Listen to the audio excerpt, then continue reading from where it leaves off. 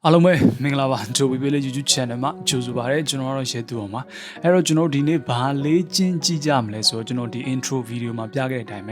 ဒီ screen လေးတွေကိုယ်ထွက်နေရပေါ့နော်ဒီ effect မျိုးလေးကိုဒါ Adobe Premiere Pro ဆိုတဲ့ video editing software တွေမှာဘယ်လိုမျိုးပြုလုပ်ရမလဲဆိုရတဲ့ပတ်သက်ပြီးကျွန်တော်ဒီနေ့အတူတူသွားကြည့်ရအောင်ပေါ့နော်အဲ့တော့ဒီ effect လေးကိုကျွန်တော်ဘယ်လိုခေါ်လဲဆိုလို့ရှိရင် split screen လို့ခေါ်ရပေါ့နော် screen လေးကိုယ်ထွက်နေတဲ့ effect ဒီ effect ကိုကျွန်တော်တို့ဒီဒါအရင်တည်းကဒီ movieဒီစက်တချို့ဇက်ကားတွေမှာပေါ့နော်ဒါတော်တော်များများအသုံးပြုကြတယ်အခုထိလည်းကျွန်တော်တို့ဒါတချို့ဇက်ကားတွေမှာတွေ့နေရဆဲပဲပေါ့နော်ဒါကျွန်တော်တို့ဒါ presentation လုပ်လို့ရှိရင်ဒါလွယ်လွယ်ကူကူနဲ့ထည့်ပြီးအသုံးပြုလို့ရတဲ့ effect လေးဖြစ်တဲ့အတွက်ကြောင့်မလို့ကျွန်တော်သင်ပေးခြင်းဖြစ်ပါတယ် okay အဲ့တော့ကျွန်တော်ဒီနေ့ကျင့်ဖို့အတွက်ကျွန်တော် computer system တွေကဒီ movie clip နှစ်ခုကိုကျွန်တော်ဒီ drag and drop နည်းနဲ့ထည့်လိုက်မယ်နောက်ပြီးကျွန်တော်ဒီ sequence တွေကိုတခါဒီလိုပဲကျွန်တော်ဆွဲထည့်လိုက်မှာပေါ့နော်ဟုတ်ပြီလို့မဆွဲထဲလို့ရှိရင်ကျွန်တော်ဒီမှာဒိုဂျီမင်းတို့တကယ်ကျွန်တော်ရှင်းအောင်လို့ပေါ့နော်ဒီ movie clip နှစ်ခုကိုအတူတူဖြစ်စေချင်တယ်ပေါ့နော်ဒီအတွက်ကြောင့်မလို့ကျွန်တော်ကသူ့အပေါ်အောက်လေးထပ်ပေးပြီးတော့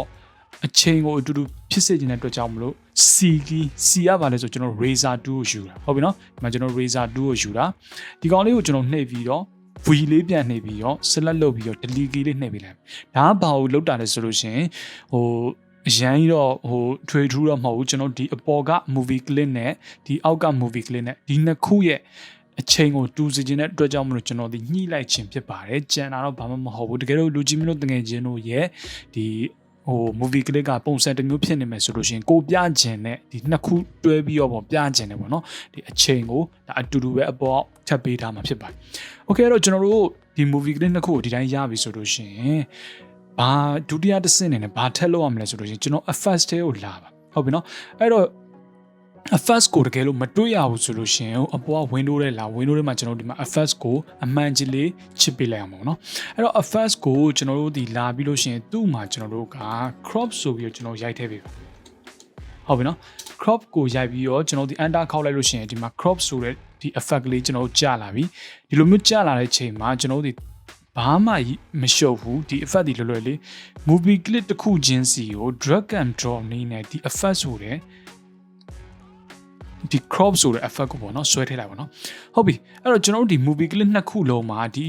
crop ဆိုတဲ့ effect ကထည့်ပြီးသွားပြီပေါ့နော်သူ့ကိုကျွန်တော်တို့ကဘယ်လိုပြန်ကြည့်ရမှာလဲပေါ့နော်ကျွန်တော်တို့ကဟုတ်ပါတယ် effect control ထဲမှာကျွန်တော်တို့ဒီသွားပြီးကြည့်ရမှာပေါ့နော်အဲ့တော့ effect control ဒီဘယ်မှာရှိလဲဆိုလို့ရှိရင်ကျွန်တော်ဒီမှာအပေါ်မှာ effect control ဆိုတာရှိတယ်တကယ်လို့ဒါကိုမှမတွေ့ဘူးဆိုလို့ရှိရင်လည်းဘာမှပြဿနာမရှိဘူးကျွန်တော် window ထဲကိုလာဒီမှာကျွန်တော် effect control ကိုကျွန်တော်အမှန်ချစ်လေးလာချစ်ပေးအောင် ਨੇ ဒီမှာကျွန်တော်တို့ panel ဒီတွေ့ရမှာဖြစ်ပါတယ် okay အဲ့တော့ကျွန်တော်တို့ကဒီ effect control ဆိုတဲ့ effectထိန်းချုပ်မဲ့အချိန်မှာဘာ effect ကိုကျွန်တော်တို့ကထိန်းချုပ်မှာလဲခုနကကျွန်တော်ထည့်ထားတဲ့ crop ဆိုတဲ့ effect ကိုကျွန်တော်ကထိန်းချုပ်မှာဟုတ်ပြီနော်အဲ့တော့ crop ဆိုတဲ့ effect ကိုကျွန်တော်ကဆွဲပြီးတော့လာတဲ့အချိန်မှာဒီမှာကျွန်တော်တွေ့ဟုတ်ပြီနော်အဲ့တော့ဒီ split screen ရဲ့သဘောတရားဒီကျွန်တော်တို့ဒီ crop ဆိုတဲ့ effect ကိုထိန်းချုပ်တဲ့အချိန်မှာဘယ်နဲ့ညာနဲ့ကိုကျွန်တော်တို့ကပေါင်းပြီးတော့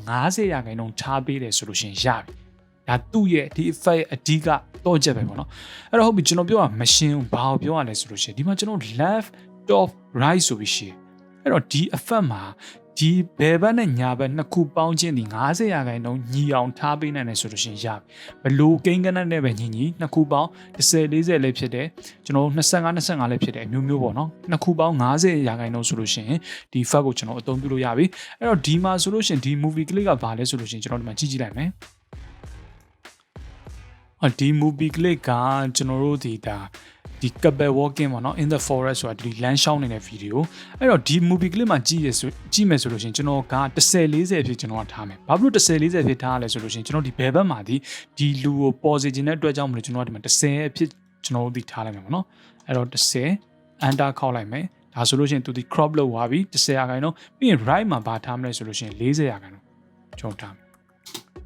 ်အဲ့တော့10နဲ့40နှစ်ခုပေါင်းခြင်းနေပါတော့ကျွန်တော်90%ဟုတ်ပြီနော်ဘာဖြစ်လို့ကျွန်တော်10ထားတာတော့ကျွန်တော်ပြချင်တဲ့ဒီလူရဲ့ဘယ်ဘက်မှာကျွန်တော်ဒီ10ထားတာဖြစ်တယ်တကယ်လို့မှအဲ့လိုမှမဟုတ်ဘဲနဲ့ကျွန်တော်ဒီ20-30အဖြစ်ကျွန်တော်ထားလိုက်တယ်ဆိုလို့ရှိရင်ဒါအရန်ကျင်းသွားလိမ့်မယ်သူလူရဲ့ပုံစံဒီပျောက်သွားလိမ့်မယ်ပေါ့နော်ဒီတော့ကျွန်တော်ဒီကပ်ပဲဒီအတွဲကို နှစ်ခုစလုံးကျွန်တော်ဒီမြင်စေခြင်းတဲ့အတွက်ကြောင့်မလို့30-40ဖြစ်ထားမယ်အဲ့လိုထားပြီးကျွန်တော်ဘာမှမခတ်ဘူးအပေါ်လာပြီးတော့ကျွန်တော်တို့ရဲ့ position တွေကိုဘယ်ဘက်ကလေးကိုတိုးပေးရဖြစ်ဖြစ်တကယ်လို့ကိုကညာဘက်မှာပြစီခြင်းတယ်ဆိုလို့ရှိရင်ညာဘက်လေးကိုတိုးပေးရဖြစ်ဖြစ်ကျွန်တော်တို့ဒီပြုလုပ်ပေးလိုက်ရှုံပါပဲကျွန်တော်ကဒီမှာဆိုလို့ရှိရင်ဘယ်ဘက်ကိုတိုးပေးရတာနီးတဲ့အတွက်ကြောင့်မလို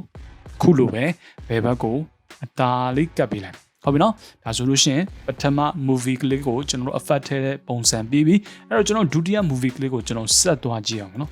်အဲ့တော့ဒုတိယ movie ကလေးလည်းဒီတိုင်းပဲကျွန်တော်တို့ဒီမှာ crop factor တွေကို effect တွေကိုလာပြီးတော့ကျွန်တော်တို့ဒီမှာ left ကိုကကြတော့ကျွန်တော်ဒီမှာ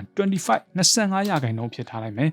right ကိုလည်းညာဘက်ကိုလည်း25ရာခိုင်နှုန်းထားလိုက်မယ်ဒီနှစ်ခုပေါင်းချင်းဒီ50ဒါဆိုလို့ရှိရင်ကျွန်တော်အဆင်ပြေဟုတ်ပြီနော်ကျွန်တော်ပြချင်တဲ့အရာဒီ movie ကလေးမှာကြတော့ဘယ်ဘက်မှာရှိရဲ့အလဲမှာရှိတဲ့အတွက်ကြောင့်မလို့ကျွန်တော်ကဘယ်ရောညာရော25အတီးယူလိုက်မယ်ပြီးရင်ဘာလုပ်ရမလဲဟုတ်တယ်ကျွန်တော်တို့ပထမ movie ကလေးလိုမှာပဲ position ကျွန်တော်တို့ဒီညာဘက်ကိုနည်းနည်းလာဆွဲပေးမယ်ဘာလို့လဲဆိုတော့ဒီမှာကျွန်တော်ကြည့်လိုက်တဲ့အချိန်မှာ black screen ဖြစ်နေပါတော့အဲ့တော့သူ့ဘက်ကိုကျွန်တော်ကလာဖြည့်မယ်ဖြည့်ပေးခြင်းဆွဲမယ်ညာဘက်ကိုထည့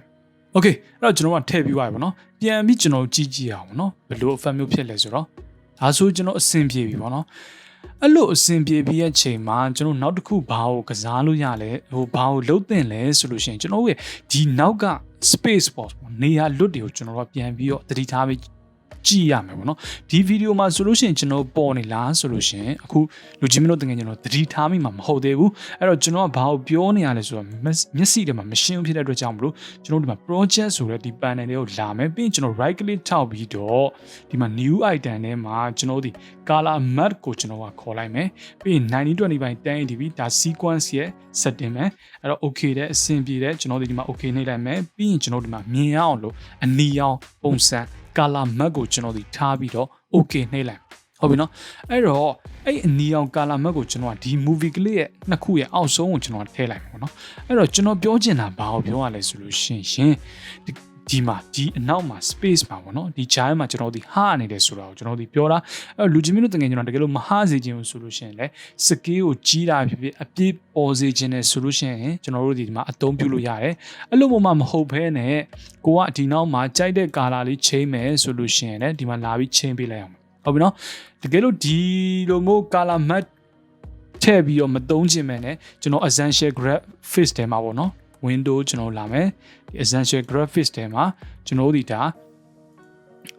new item တခုကိုဒီ rectangular နဲ့ဒီကောင်ကိုကျွန်တော် select ပေးမယ်ဆိုလို့ရှိရင်လည်းဒီမှာနော် rectangle နဲ့ပေါ့နော် rectangle နဲ့ဒီကောင်ကို select ပေးပြီးတော့ကိုကြိုက်တဲ့ color ကို fade အနေနဲ့ဖြည့်မယ်ဆိုလို့ရှိရင်လည်းအသုံးပြုလို့ရတယ်ဟုတ်ပြီနော်အဲ့တော့ကျွန်တော်တို့ကဒီမှာဆိုလို့ရှိရင်အနောက်ကအဖြူရောင်လေးနဲ့သူ screen တစ်ခုကြားထဲမှာချားပေးထားတဲ့ပုံစံမျိုးလေးဖြစ်ကျွန်တော်တို့ဒါလွယ်ကူကူပဲအသုံးပြုလို့ရပါပြီဟုတ်ပြီနော်အဲ့တော့တကယ်လို့ကိုကတခြားရောင်တွေပြောင်းချင်တယ်ဆိုလို့ရှိရင်လည်းဘာမှမခက်ဘူးဒီမှာကျွန်တော်တို့တခြားရောင်တွေလာပြောင်းပေးလိုက်အောင်အဲ့တော့ကျွန်တော်ဒီမှာအဖြူရောင်လေးမီးခိုးရောင်လေးလိုပဲကျွန်တော်သဘောကျတဲ့အတွက်ဒီလိုအရောင်လေးပဲကျွန်တော်ထားမယ်โอเคနေလိုက်ဟုတ်ပြီနော်အဲ့တော့နောက်ပြီးကျွန်တော်ကအဖြူရောင်လုံးဝအဖြူရောင်ပဲကျွန်တော်ထားမယ်ပေါ့နော်ဟုတ်ပြီအဲ့တော့ဒီ movie clip မှာနောက်ဆုံးအဆင့်အနေနဲ့ကျွန်တော်တို့ဒီဘာလုပ်ဖို့လိုလဲဆိုလို့ရှိရင်တကယ်လို့မလုပ်ဘူးဆိုလို့ရှိရင်လည်းဒါရတယ်ဘာမှမဖြစ်ဘူးဒါပေမဲ့ကျွန်တော်ဒီမှာလူချင်းမျိုးတို့တကယ်ကျွန်တော်သိစေချင်တဲ့အတွက်ကြောင့်မလို့ကျွန်တော်တို့ဒီ movie clip နှစ်ခုကိုဒ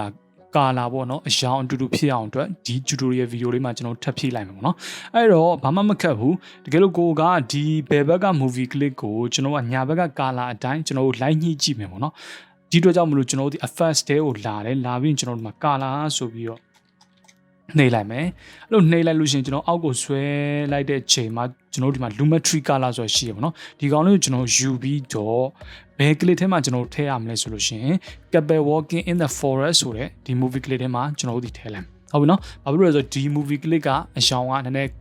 ကိုးဖြစ်နေရဲ့ညာဘက်က movie clip ကကျတော့နည်းနည်း1ဖြစ်နေနှစ်ခုကိုကျွန်တော်တို့ကဒါနည်းနည်းနှွေးတဲ့ feeling မျိုးပေးမယ်ပေါ့နော်အဲ့တော့ကျွန်တော်ဒီမှာဆွဲလာတဲ့ Luminar color panel ကိုရောက်လို့ရှိရင်ကျွန်တော်ဒီမှာ basic correction နဲ့မှာဟုတ်ပြီနော်ဒီမှာကျွန်တော် temperature ကိုကျွန်တော်တို့ဒီညာဘက်ကိုနည်းနည်းလေးဆွဲမယ်ပြီးရင်ကျွန်တော်တင်လေးကိုလည်းကျွန်တော်နည်းနည်းလေးတင်နိုင်ပါတော့တင်ပြီးလို့ရှိရင် exposure ကိုကျွန်တော်နည်းနည်းလေး short ညာဘက်ပုံစံ feeling မျိုးပေးမှာပေါ့နော်ဒါ brother တို့ဒါ ဒါတော့ကိုကြိုက်တယ်လို့လိုက်ပြီးတော့ညှိလို့ရတယ်ပေါ့နော်တခြားအရောင်ကြိုက်တယ်ဆိုလို့ရှိရင်လည်းအဆင်ပြေပြီးကြည့်လို့ကောင်းမဲ့အရောင်ကိုရွေးလို့ရပါတယ်ကျွန်တော်ကတော့ဒီမှာတော့ဒီလိုမျိုး setting လေးကိုပဲကျွန်တော်တက်နိုင်တယ်လို့ try ကြည့်မယ်ပေါ့နော် okay ဟုတ်ပြီအဲ့တော့ကျွန်တော်တို့ဒီ effect တွေကိုအကုန်ထည့်ပြီးွားဖြစ်တဲ့အတွက်ကြောင့်မလို့ကျွန်တော်အတူတူကြည့်လိုက်အောင်ပေါ့နော်အဆင်ပြေလားပေါ့နော်